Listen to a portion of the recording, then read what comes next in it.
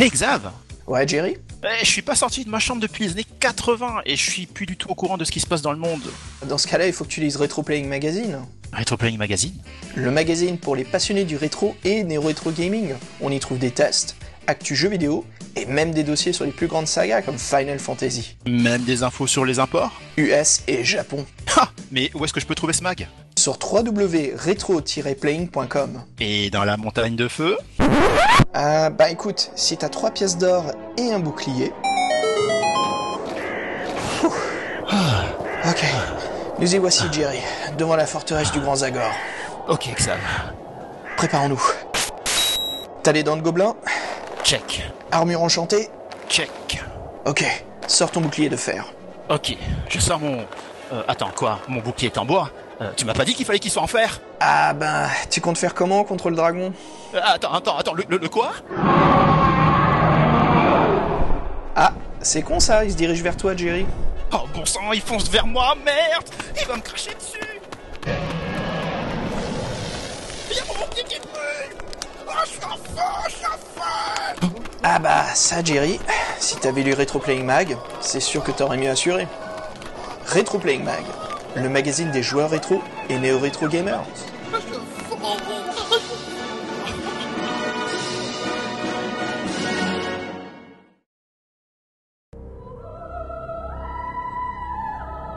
Bienvenue au podcast des livres dont vous êtes le héros.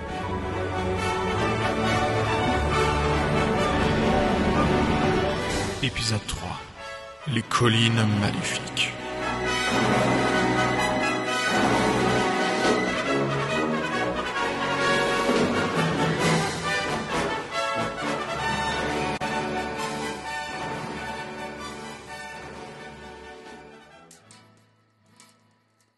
Bonsoir et bienvenue au podcast dont vous êtes le héros.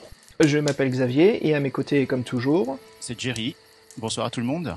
Alors Jerry, pour cet épisode, nous allons parler d'une série qui nous est très chère, la saga des sorcelleries écrite par Steve Jackson. Et illustré par John Blanche, oui, c'est vraiment l'une de mes sagas préférées en 4 tomes.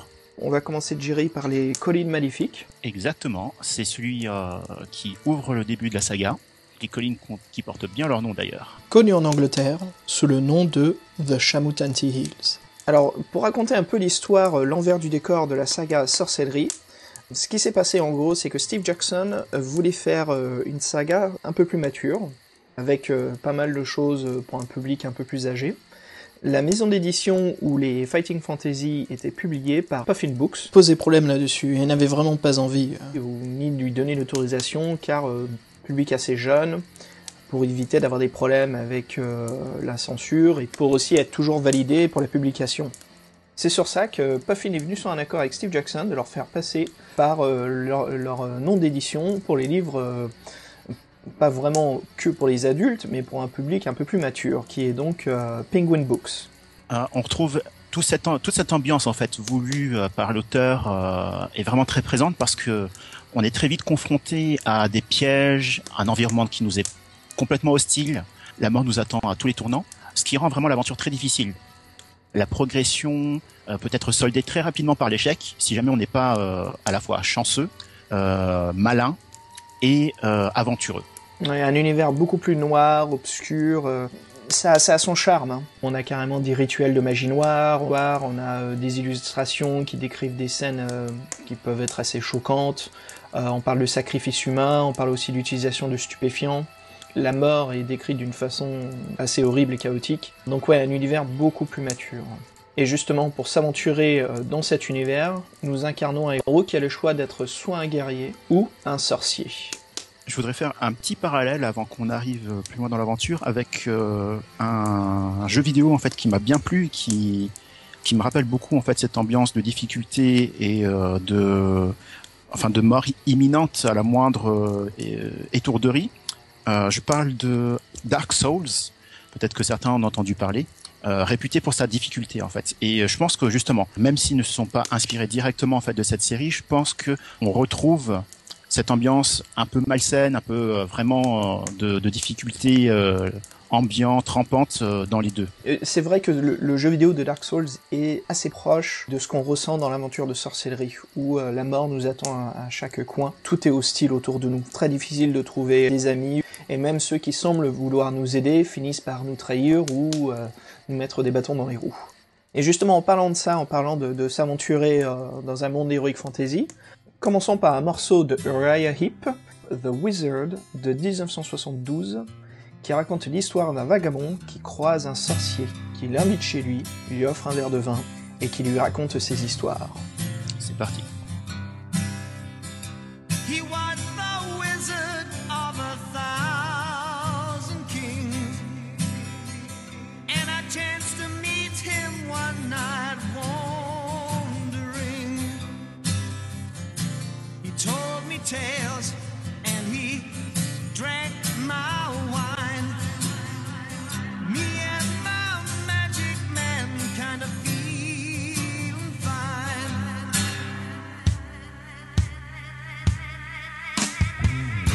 He had a cloak of gold and eyes of fire,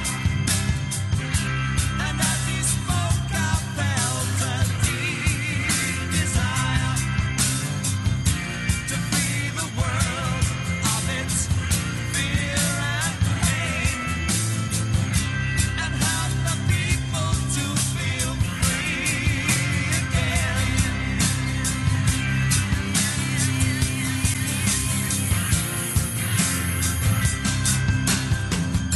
Why don't we listen to the voices in our heart?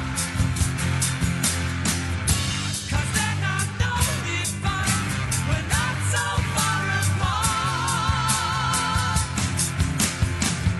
Everybody's got to be happy, everyone should sing.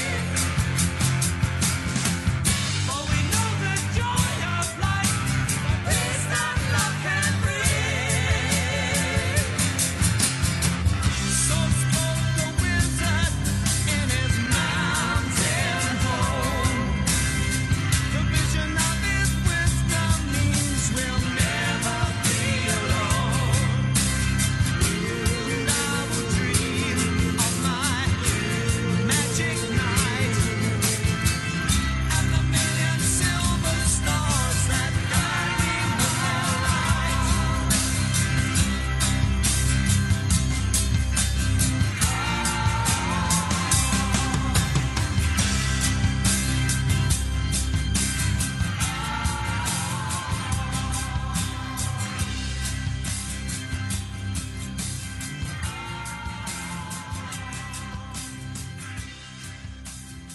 Alors Jerry, en écoutant cette chanson, peut-être que le sorcier, c'est le sorcier qui récupéra la couronne des rois. Effectivement, car c'est bien là tout le sujet de cette saga. Et revenons sur le héros qui a, dans cette série, la possibilité d'être un magicien ou un guerrier, ce qui nous change des livres qui nous ont été proposés jusqu'ici dans notre podcast.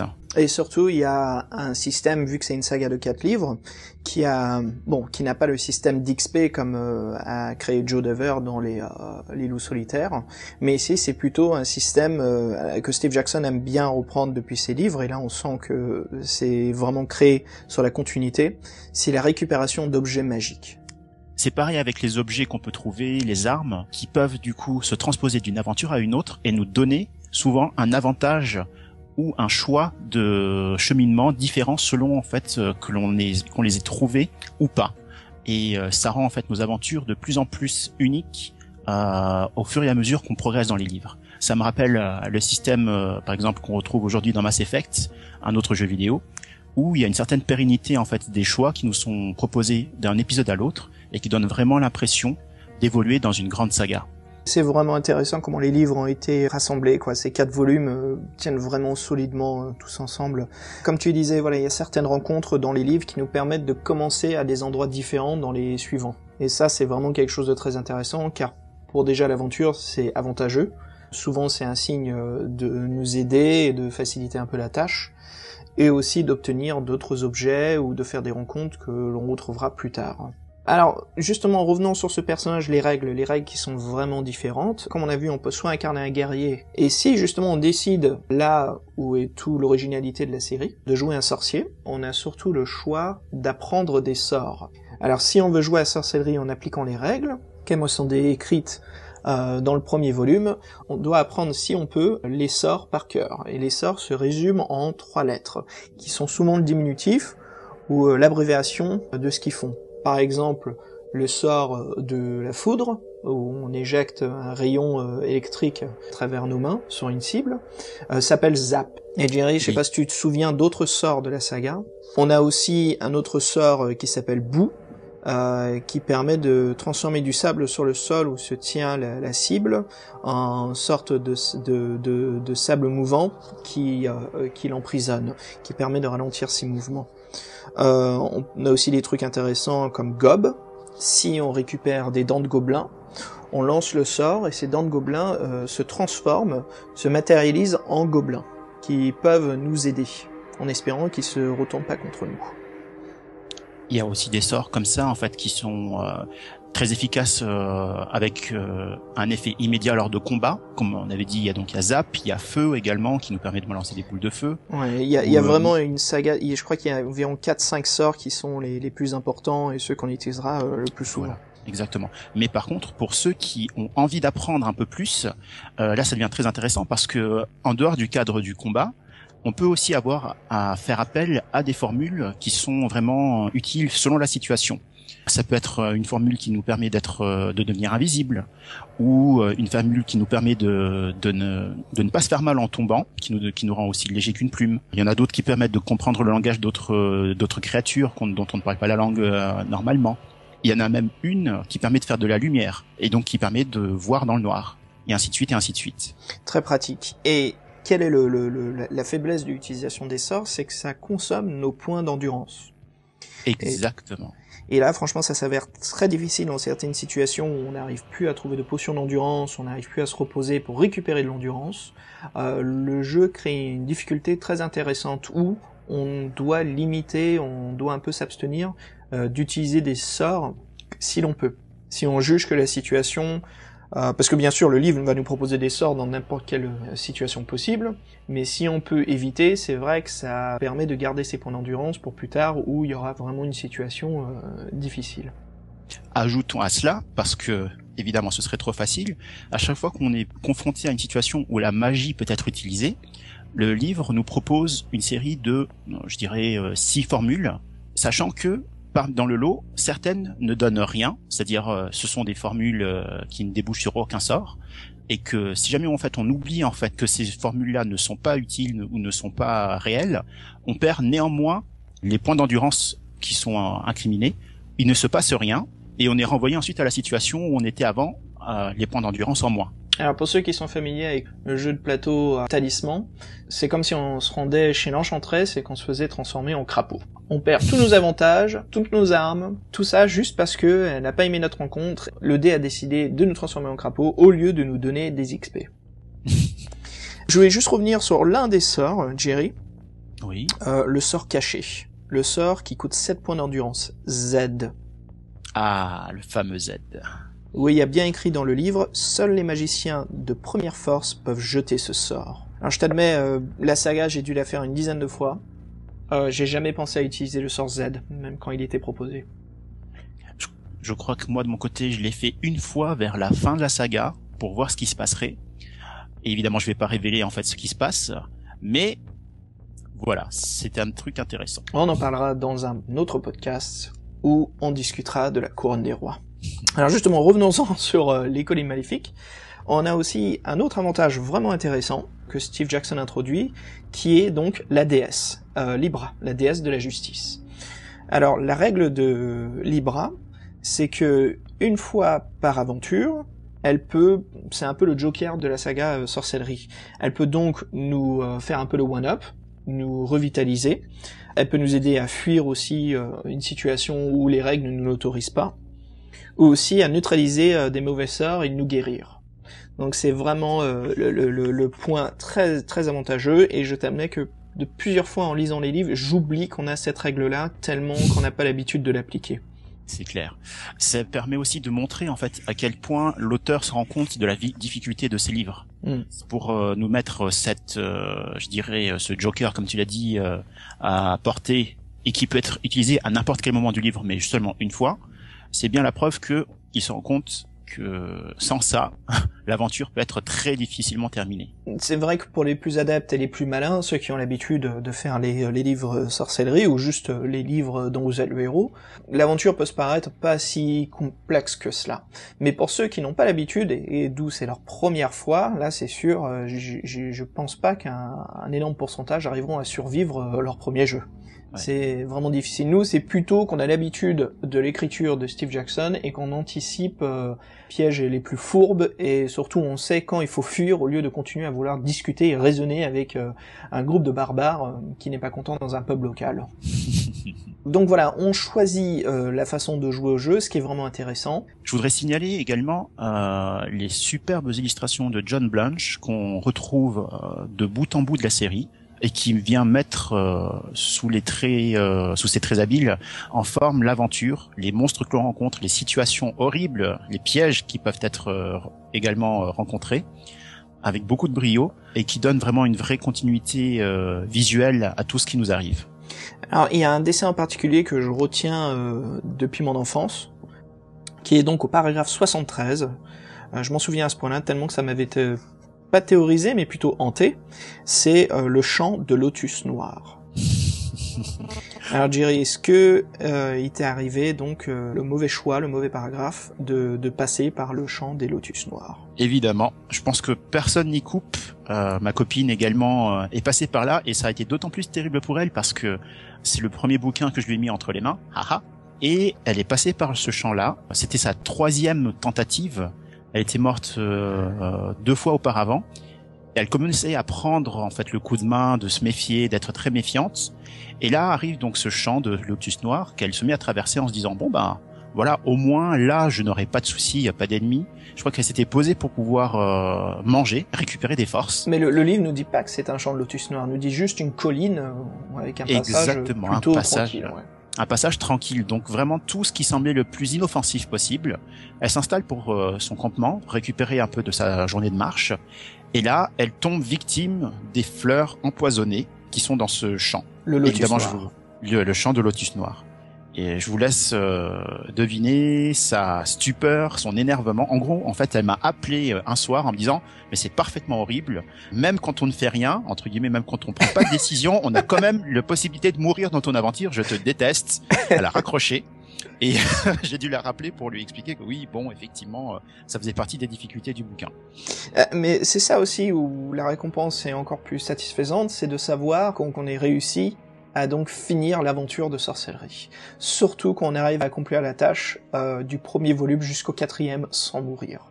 Ce qui s'avère être une tâche très très difficile. Un très bel exploit. Rien qu'en arrivant à terminer la première aventure, on ressent cette impression, ce sentiment d'avoir accompli quelque chose de très très difficile. Ce qui s'avère être très satisfaisant.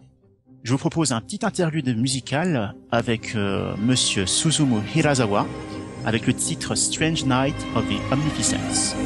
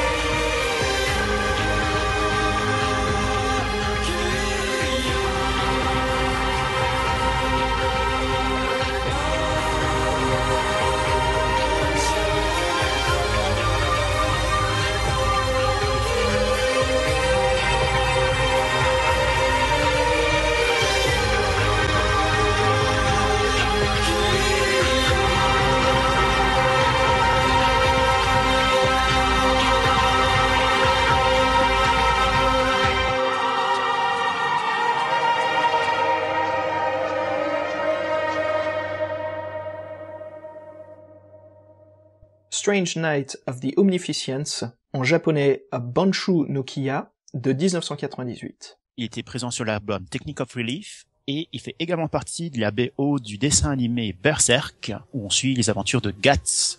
Là aussi, un dessin animé qui rappelle beaucoup le cheminement de nos héros à travers des plaines et des aventures très hostiles.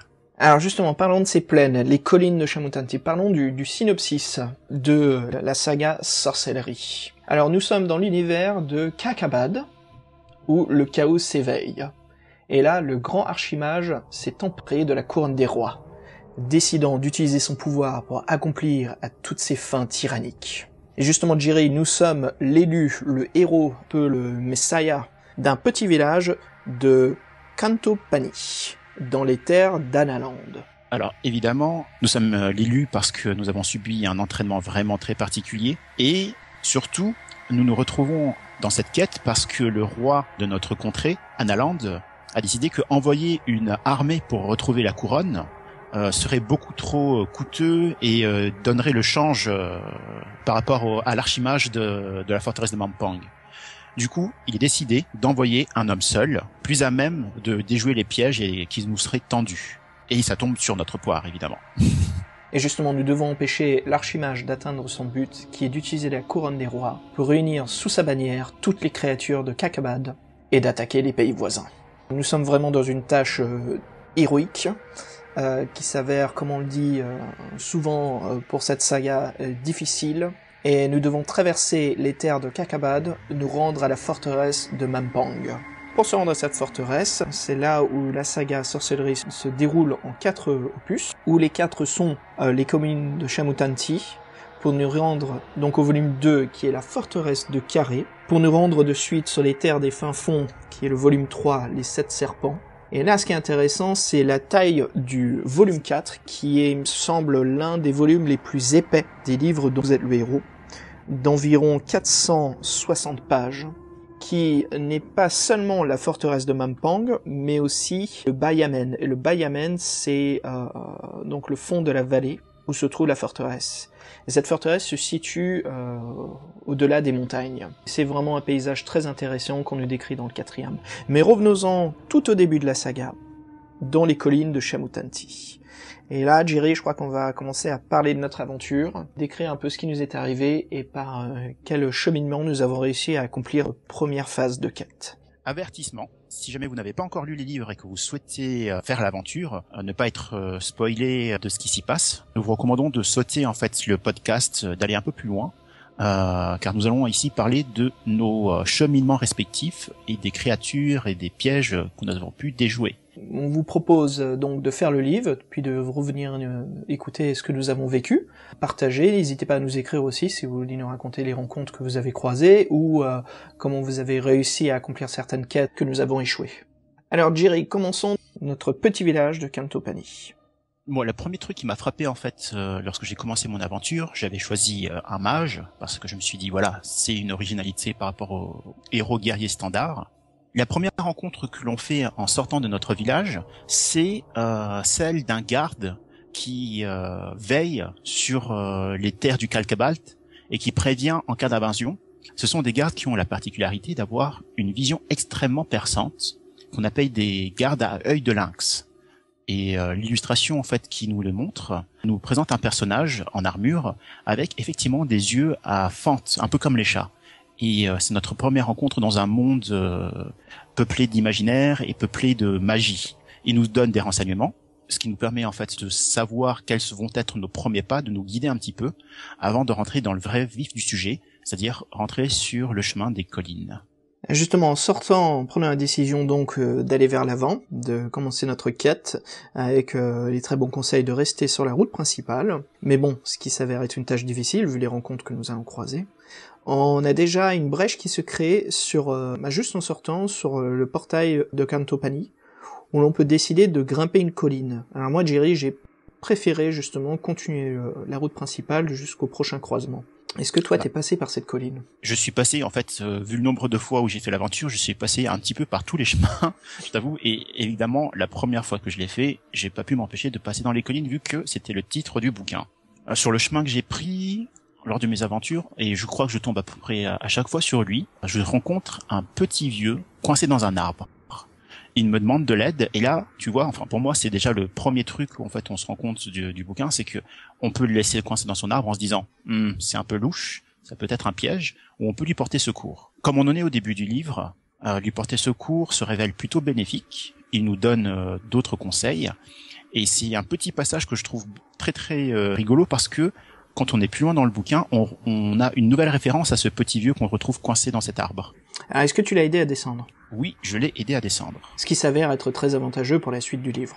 Et justement, c'est intéressant, dans un peu plus loin dans l'aventure, environ à mi-chemin, on tombe sur une maison inhabitée. C'est le moment où on se dit, tiens, il faudrait que je reprenne des provisions, peut-être qu'il y aura quelqu'un qui vient m'aider. Et si on prend le choix de frapper à la porte, on se rend compte qu'il n'y a personne à l'intérieur. Mais il y a un chaudron en train de bouillir à la cheminée. On peut en profiter pour prendre à manger, et c'est là où une sorcière devant nous. Elle nous invite à rentrer tout de suite. En général, en fait, elle nous laisse pas partir, quoi. Par contre, ce qui est le truc salopard, c'est que elle nous sert à boire. Tu te souviens? Oui. Et ensuite elle fait zut, j'ai oublié un truc dans la cuisine. Et soit effectivement ça te laisse le choix d'inverser tes boissons avec elle, avec la sienne. Mm-hmm. Et si jamais tu le fais, en fait, tu te fais figer. Alors que si jamais tu lui fais confiance entre guillemets, en fait, c'est elle qui se fait figer en buvant sa propre boisson qui était piégée. Et c'est après en fait qu'elle parle de ce petit vieux qu'elle a envoyé, qui lui a volé une page et qu'elle a maudit avec un sort de vieillesse. Okay. Enfin ce petit vieux, ce petit jeune qu'elle a maudit avec un sort de vieillesse. Et c'est là où on se rend compte que le vieux fou dans l'arbre, c'était ce voleur qu'elle a renvoyé de chez elle. Comme quoi, les choses ne sont pas toujours ce qu'elles semblent être. Enfin, les décisions de faire confiance ou non peuvent se révéler très désavantageuses ou pas. Et le livre joue justement sur nos envies de nous méfier à outrance. Comme la première ville à laquelle on passe à travers, dans la région de Cantopani, où en s'y rendant, on se rend compte, si on sera à la taverne, on se rend compte que tout le monde nous regarde d'un œil, nous regarde d'un œil de travers. Et on a le choix justement, si on n'a vraiment pas confiance, d'aller dormir dehors, de camper à l'extérieur. Et Jerry, je sais pas si tu te souviens de ça, mais si l'on décide de faire cela, on trouve une petite clairière dans les bois où se trouve un petit lac. Et au milieu de la nuit, on est réveillé par 3 elfes qui sont en train de lancer des pierres dans ce petit ruisseau d'eau. Tout à fait. Ça fait partie. Alors déjà, pour se rendre compte d'une chose, c'est que le livre ne nous prévient pas qu'il faut manger pour reprendre des forces. On le découvre à la dure, soit en prenant la décision d'établir son campement, soit en restant en ville et en prenant des provisions à la taverne. Déjà, ça c'est le premier truc. Si jamais on ignore en fait de faire ceci et qu'on continue notre chemin, on apprend à la dure le lendemain de notre soirée de marche que ne pas se reposer et ne pas manger nous coûte des points d'endurance. Ouais, tout à fait. C'est là où il faut vraiment faire attention, bien choisir quand est-ce qu'il faut faire des pauses et où justement, à quel endroit et si cet endroit-là est bien protégé ou nous permet justement de ne pas tomber dans une embuscade. Et les petits elvins dont tu parlais font partie des rencontres nocturnes que l'on peut avoir. On n'est jamais vraiment sûr de soi en fait quand on passe une soirée à la pleine lune, à la belle étoile. Et parfois, effectivement, on peut tomber sur des rencontres véritablement horribles, des chauves-souris géantes, des ours conces ou des trucs comme ça, ou avoir donc ce genre de petites rencontres sympathiques qui est l'histoire des elvins. Et avec qui en fait on peut rester un petit peu, qui nous enseigne 2-3 petites choses, se moque de nous gentiment, mais voilà, finalement on reste totalement amical. Et ce qui est sympa aussi de cette aventure-là, c'est que quand on croise des petites choses comme ça, il faut pas s'attendre toujours à obtenir une récompense, un objet, quelque chose pour nous satisfaire. Souvent, c'est juste des rencontres, on décide de se balader, de discuter, de faire les choix judicieux pour ne pas, pas mourir, faut pas exagérer, mais peut-être de ne pas leur faire peur ou les énerver, où on se retrouve justement à devoir les combattre ou juste à se défendre. Et ça fait partie des choses intéressantes, c'est que ces petits elvins qui, à la base, sont tout à fait inoffensifs, amicaux, peuvent se révéler être des agresseurs si jamais on va nous-mêmes, de notre propre chef, arme à la main, à leur rencontre. Ce qui crée une relation d'antagonisme dès le départ et qui peut très vite dégénérer dans un combat. Alors une autre des rencontres intéressantes, je me souviens de gérer dans l'aventure, c'est quand on prend un cheminement qui nous permet donc de passer un pont en bois, où l'on rencontre une petite créature bossue qui nous oblige à répondre à ses questions pour franchir le pont. Ah, ça je l'ai pas fait. Ah. Alors je suis tombé sur cette dame, et l'une des questions vraiment difficiles, si on fait le livre, si on prend du temps à lire le livre, elle nous demande justement quels sont les 3 villages que l'on a croisés dans l'aventure. D'accord. Voilà, donc si on finit par pas prendre de notes, ou si on se souvient plus, ça devient vraiment difficile. Une autre des aventures, alors moi justement, comme on a relu le livre, là, je suis passé par un endroit que j'ai dû faire peut-être une seule fois, c'est les mines de Shanker. Au bout d'un moment, on tombe dans une prairie qui nous amène donc vers l'ouverture d'une mine, où on voit des orques et des gobelins en train de travailler. Et si l'on veut, on peut passer un peu en stealth et rentrer à l'intérieur des mines. Ce qui s'avère être apparemment un raccourci. Plutôt difficile, vu qu'on rencontre pas mal d'orques en train de travailler, mais vu que c'est une mine, on peut croiser des morceaux d'argent, d'or, des gemmes précieuses, qui nous permettent d'exécuter des sorts de haut niveau. Ah, très intéressant. J'ai pas fait cette aventure. Enfin, j'ai pas fait ce passage-là, donc je le savais pas. Mais je vais essayer de tomber dessus la prochaine fois. Le passage est vraiment difficile, car il y a un moment où on voit un des diamants qui sort de la roche, mais il y a un orc en train de travailler. Justement, on peut tenter de récupérer le diamant, et je me suis dit peut-être qu'il était plus sage de ne pas essayer d'attraper le diamant. Mais comme quoi, rien que de trouver ces passages, pas secrets, hein, mais ces passages un peu secondaires, bis, c'est pas juste comme ça qu'on va obtenir d'autres récompenses. Et même en obtenant ces choses-là, on se rend compte des fois qu'on ne l'utilisera peut-être jamais dans l'aventure, car on trouve jamais la bonne situation d'utiliser cet objet pour ce sort précis. Ça, c'est l'une des caractéristiques de cette aventure. Ces objets qu'on trouve et ces rencontres que l'on fait, ça fait partie du charme de l'aventure pour moi, parce que même si, dans le cadre de la magie, toujours du magicien que l'on incarne, même si on tombe sur des objets qui nous permettraient éventuellement plus tard de réaliser des formules plus intéressantes, il n'est pas dit que l'on se souviendra à ce moment-là de la formule qui utilise tel ou tel objet. Donc ça fait vraiment un double jeu parfois de se souvenir de quel objet fait quoi, mais les objets en général sont assez explicites. Par exemple, je me souviens qu'on trouve très rapidement du miel et de la cire en faisant tomber un nid d'abeilles du haut d'un arbre. Et autant en fait le miel peut nous servir comme repas pour 2 rations, ce qui est bien pour les guerriers et pour les mages. Autant la cire des abeilles en fait qui en découle peut nous servir à une formule magique qui permet d'aiguiser en fait le fil de son épée pour la rendre plus tranchante. Après, c'est toute une aventure pour obtenir ce miel. Hein. C'est vrai aussi, c'est assez rigolo. Ou alors par exemple, c'est quelque chose sur lequel on tombera un peu plus tard, une perruque verte qui est quand même quelque chose d'assez spécifique pourra nous servir plus tard pour une fois coiffé avec la dite perruque, communiquer avec des créatures comme les gobelins, les ogres, ce genre de choses. D'autres objets comme ça aussi, on trouve un vendeur qui nous propose de lui acheter une petite sacoche où se trouvent plusieurs objets intéressants. Et je sais pas si tu te souviens de cette sacoche, Jerry, mais elle a des dents de gobelins et de trolls. C'est ça. Et avec ces dents, avec la formule adéquate, on peut lever une petite armée d'orques ou de trolls pour pouvoir se battre à notre place. En espérant qu'ils se retournent pas contre nous. En espérant qu'ils ne seraient pas contre nous. C'est ce qui peut arriver. Non, vraiment intéressant comment le livre et l'aventure se développent. La règle indique bien qu'il ne faut pas retourner, ils sont décrites. On est supposé les connaître par cœur et pas revenir en arrière dans les règles du jeu pour se rappeler exactement ce que ça fait. Voilà. Alors intéressant, en Angleterre, il y a eu un magnifique coffret collector de sorcellerie qui incluait un 5e livre qui était le livre des sorts. Très beau tome où tous les sorts étaient écrits à l'intérieur, pochette dorée, qui ressemblait à un grimoire de magicien. Et je pense que c'est là où on peut se permettre de jouer un peu ce mage qui avait ce livre sur lui, son grimoire. L'explication qui nous est donnée en début de livre, c'est que normalement, pour ne pas que les sorts tombent entre de mauvaises mains, les sorts de notre école de magie tombent entre de mauvaises mains, nous ne sommes pas censés sortir le grimoire des murs de notre académie. Une fois après avoir appris nos formules, nous sommes censés quitter notre foyer, démarrer notre aventure et ne plus se référer au livre de magie avant d'avoir au moins atteint la fin du 1er tome.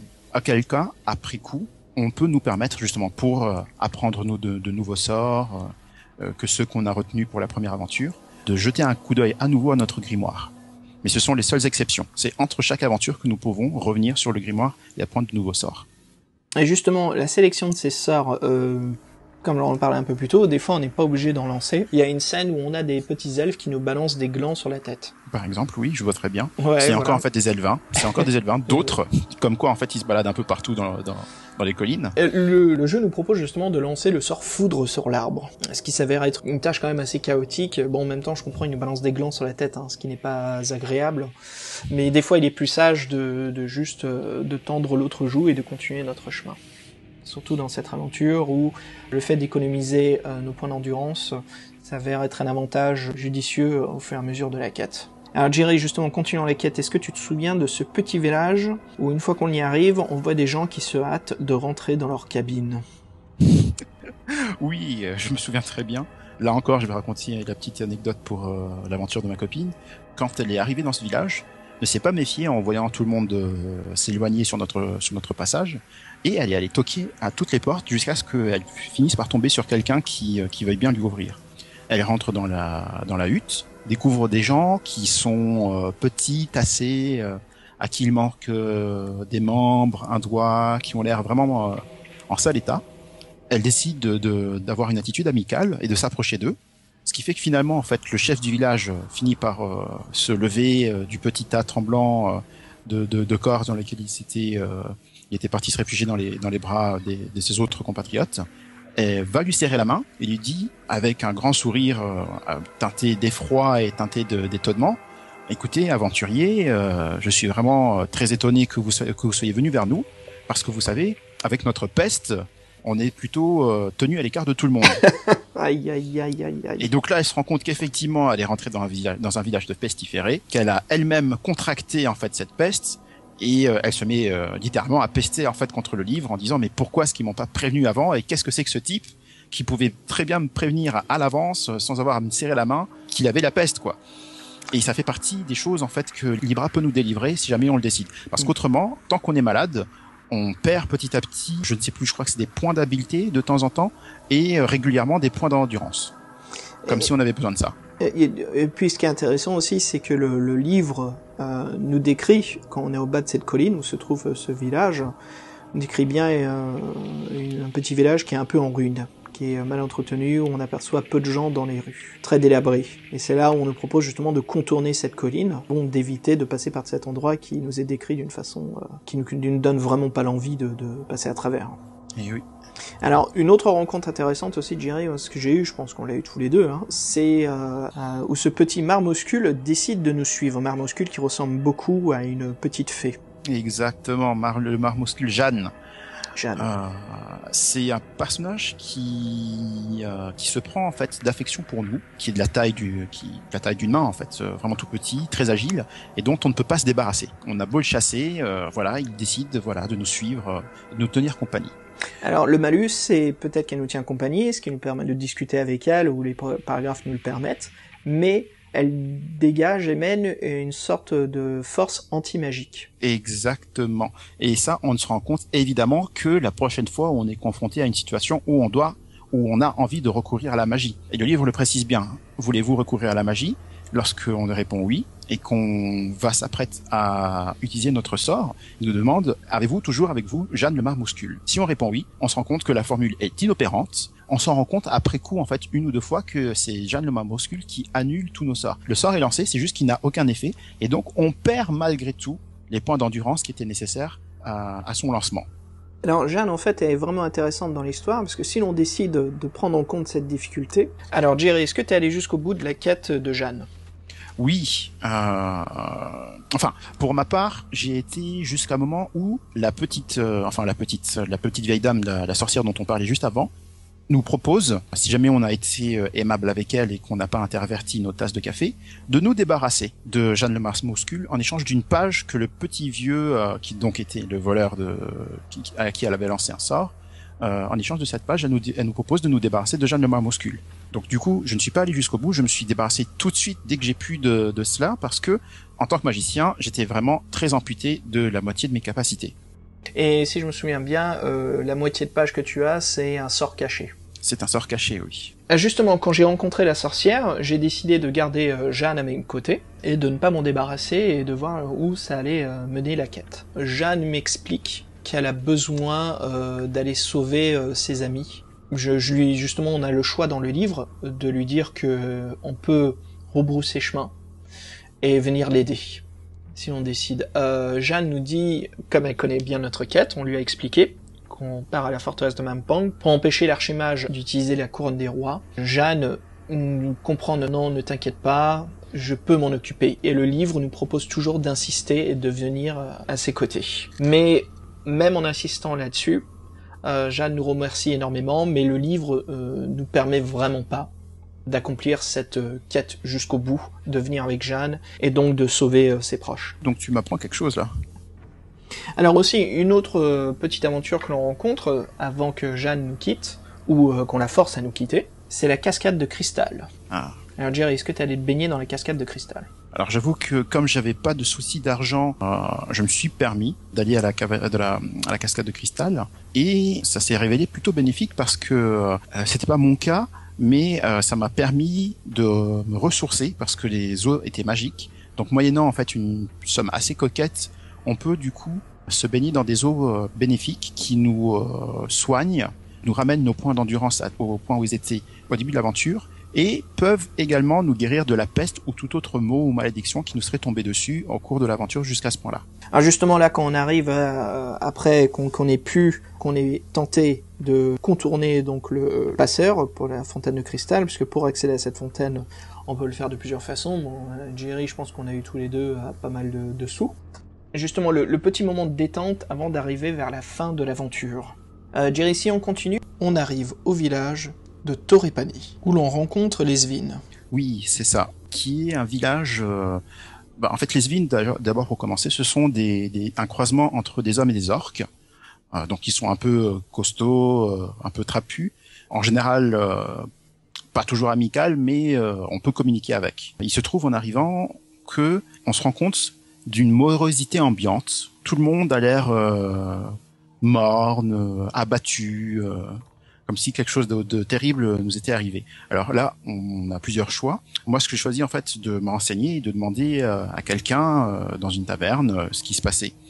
Et au début, en fait, autant la créature me parle un peu en rechignant, mais au fur et à mesure de la discussion, comme il se révèle que je suis un aventurier et que j'ai vécu déjà pas mal de péripéties et que j'y ai survécu, le Svin avec lequel je parle commence à prendre un soudain intérêt en moi, finit par me dire de ne pas bouger, et quelques minutes revient avec un groupe de ses congénères et me saute dessus et me met dans une cage. Évidemment, j'essaie de me débattre, mais ils sont beaucoup trop nombreux et je me réveille finalement le lendemain face au chef des Svin qui m'explique que sa fille a été enlevée et que c'est sa fille unique. La tradition veut que si jamais en fait la fille du chef, enfin la lignée du chef des Svin est coupée, eh bien du coup un grand malheur s'abattra sur le village. Notre mission, vous le devinerez, c'est de retrouver sa fille pour que la lignée puisse se perpétuer.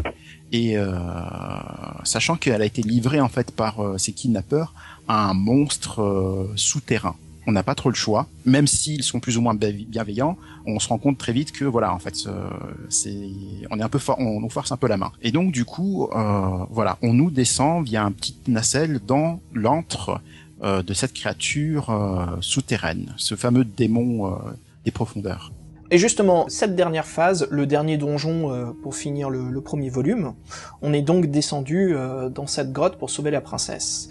Alors, intéressant, si on a fait les rencontres judicieuses pendant le cheminement des collines maléfiques, on a pu rencontrer certaines personnes qui vont nous donner des conseils donc à cette grotte, ce dernier donjon dans le livre. Alors pour pas spoiler et pour garder toujours aussi cet amusement, on arrive à un croisement où il faut prendre la bonne entrée, celle de droite ou celle de gauche. Si on passe par la mauvaise, on tombe dans un puits de serpent, mais on peut demander à la déesse Libra de nous sauver si l'on n'a pas déjà fait appel à elle. Ou justement l'autre choix, c'est d'avoir pris le bon chemin et d'arriver, après moult passages peu éclairés, à la grotte du Manticore. Oui, Et c'est la fameuse manticore que l'on retrouve sur la couverture du livre également. Voilà, exactement. Le livre, comme la couverture de La planète des singes, nous spoil de la fin. Non mais c'est vrai, Jerry, quand on y pense, le boss de fin est sur la couverture. C'est ça. D'ailleurs, un Et peu comme toute la saga des sorcelleries.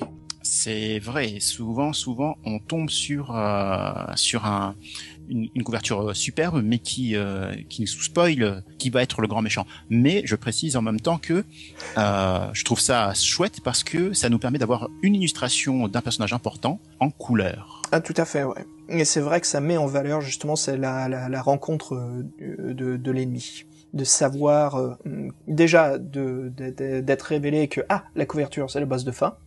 Et justement, que ça immortalise cet ennemi sur la couverture.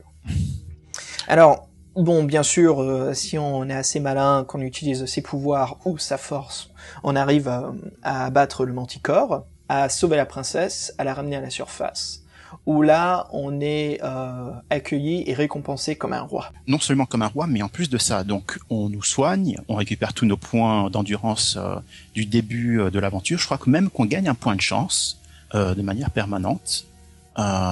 Et surtout, le chef des Svin, pour nous remercier et quand on lui parle de notre quête, nous donne une clé en fait qui pourra nous être utile au début du livre suivant, qui nous permettra de ne pas faire l'aventure comme on le ferait si jamais on avait commencé l'aventure directement par le 2e tome, mais de passer directement par une porte secrète, une porte dérobée dans la citadelle de Carré.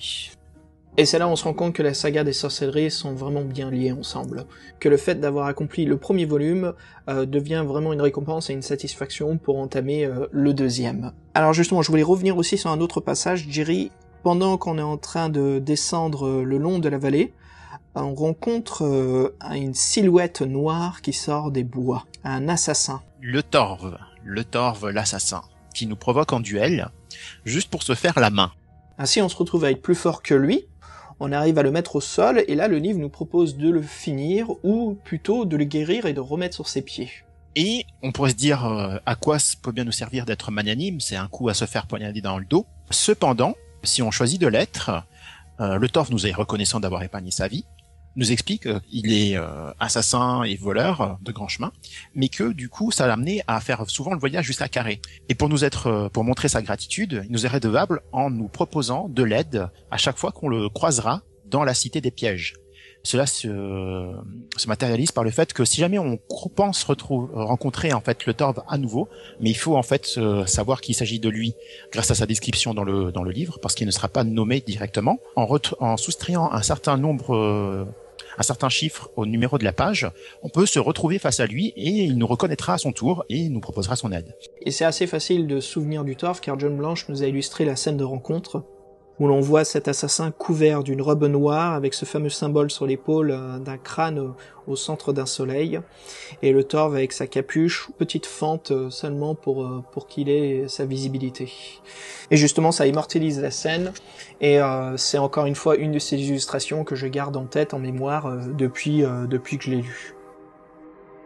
Donc voilà, en résumé, moi je trouve que c'est vraiment un très bon livre de la saga des livres dont vous êtes le héros. Une excellente ambiance, un monde noir, obscur, chaotique, vraiment très contraste contrairement à tous les autres mondes des livres dont vous êtes le héros.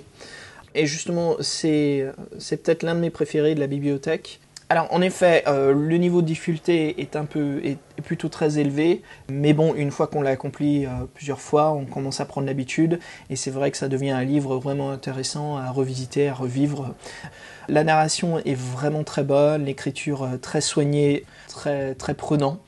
Un ennemi fin digne d'un boss, d'un niveau de jeu vidéo, comme on parlait tout au début, un peu comme ces boss de Dark Souls.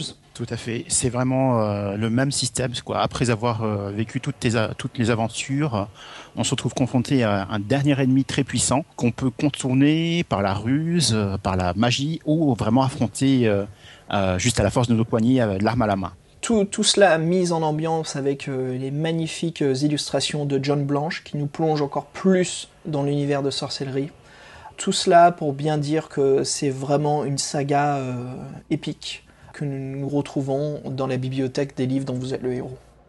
Un livre qu'on prend vraiment plaisir à retrouver, à refaire encore et encore, parce que vraiment, comme on l'a dit, c'est vraiment une aventure rondement menée.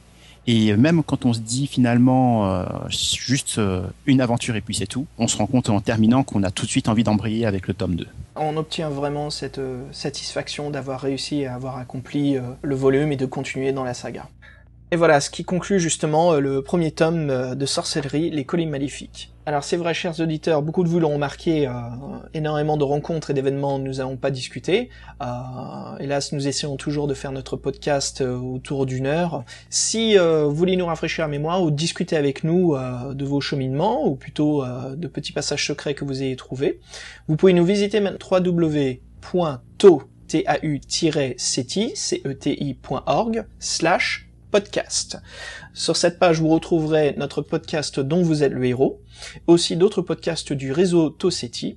N'hésitez pas, sur la page d'accueil, vous pouvez nous écrire, rejoindre notre Facebook, nous suivre sur Twitter, quand nous posterons les derniers podcasts.